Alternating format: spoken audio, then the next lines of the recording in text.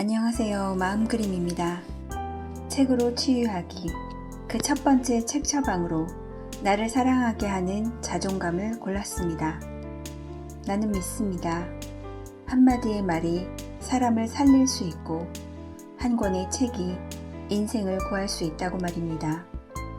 나를 보는 관점의 문제로 열등감이 생겨나고 그로 인한 문제가 드러나는 다양한 사례를 볼 수 있습니다. 이 책은 약 12년 전에 만나서 내 아이에게까지 대물림되는 자존감의 문제를 풀고자 읽었고 많은 도움을 받았습니다. 지금까지도 치유와 힐링이 일어날 책이기에 두 번에 나눠 소개하고 싶습니다. 오늘은 그 첫 번째로 자존감이 관점의 문제라는 것입니다. 자존감은 자신에 대한 자기 인식입니다. 자기 가치와 중요성에 대한 자기 생각인 것이지요. 자기를 충분히 괜찮은 사람이라고 생각하면 이 동영상을 안 보셔도 됩니다.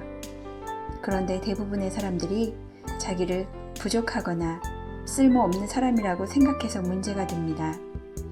이 책에서도 자기 자신에 대한 관점이 비관적이고 부정적이도록 만드는 열등감에 대해 많은 이야기를 하고 있습니다. 아무리 자존감이 중요하고 또 어떻게 자존감을 높여야 하는지 실천을 하고자 하나 혼자 사는 세상이 아니기 때문에 쉽지는 않습니다. 내가 안 하고 싶어도 자연히 비교가 되고 비교를 당하며 살게 되는 것 같습니다.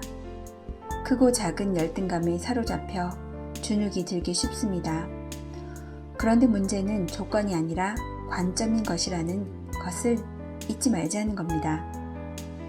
나는 나를 어떤 관점에서 보고 있는가? 그 부정적 관점은 언제, 어떻게 시작됐는가? 열등감의 관점이 내 인생에서 어떤 영향을 주고 있는가? 충분히 생각해 보라고 합니다. 인정한 만큼 스스로가 결단을 내려서 열등감의 감옥을 나올 수 있도록 이 책은 도와주고 있습니다. 여러 사례 중에서 A의 경우는 가난한 집안에서 태어나 노력해서 성공한 직장인 남성입니다. 좋은 집안의 부인을 맞았으나 돈 잘 벌고 집안 좋은 손아래 동서로 인해 내면에 억눌려 있던 열등감이 일어났습니다. 부인에게 감정을 부정적으로 폭발시키다 보니 이혼 위기를 극복하기 위해 상담을 왔다고 합니다. A는 어릴 적 가난했던 시절 쌓아두었던 자신의 열등감의 뿌리를 이해했고 내면 아이를 인정했습니다. 자신을 있는 그대로 받아들이면서 달라졌습니다. 스스로를 자랑스럽고 뿌듯하게 느끼면서 편해지기 시작했습니다.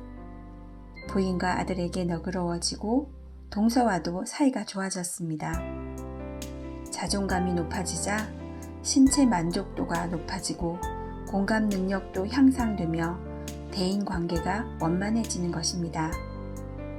이 사례 이외에도 외모, 집안, 키, 지능 등 타고난 조건들 때문에 괴로워하는 열등감을 다루고 있습니다. 대부분이 유년기부터 부정적 관점이라는 마음의 색안경을 쓰고 자신을 보게 되는 것입니다. 모든 것이 완벽한 사람이 이 세상에 있을까요? 나에게 주어진 인생을 내 나름대로 살 뿐이라고 마음의 패러다임을 바꿔야 한다고 저자는 강조합니다. 능력, 돈, 학벌, 직업 등 세상에는 타인과 비교하며 열등감을 가질 요소가 많습니다. 이 모든 것에 전능한 그런 사람은 없을 테니까요. 인간의 정신은 좌절과 고통 속에서 성숙해진다는 점을 잊지 말아야 할 것입니다. 또한 성폭행과 왕따 경험이 한 인간의 인생을 무너뜨릴 수 있을 거라고 짐작할 수 있습니다. 이 책에서도 쉽지는 않지만 밑바닥을 치는 자존감을 다시 일으켜 세울 내용을 담고 있습니다. 이렇게 전합니다. 자학하지 마십시오.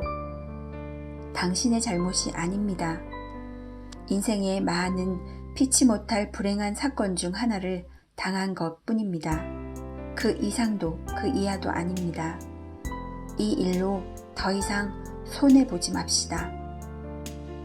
그리고 왕따 경험은 정신적 트라우마이기에 심한 열등감에 빠지기도 합니다. 피할 수 없는 불행한 과거라고 인정하고 더 이상 이 문제로 내 인생을 낭비하지 않겠다고 결심할 수 있는 사람이 바로 자신뿐입니다. 자, 1편은 여기까지 하겠습니다. 한 번뿐인 내 인생의 주인은 나입니다. 내면의 목소리인 신성을 듣고 하늘과 연결된 마음을 느끼며 세상과 호흡할 수 있는 귀한 홍익 인간으로 살 수 있기를 원하는 분들과 더불어 기도합니다. 다음 2번째 편에서는 자존감이 성격에 미치는 영향, 자존감 높이는 방법을 소개하려고 합니다. 다음 편도 챙겨보셔서 도움되길 바랍니다. 감사합니다.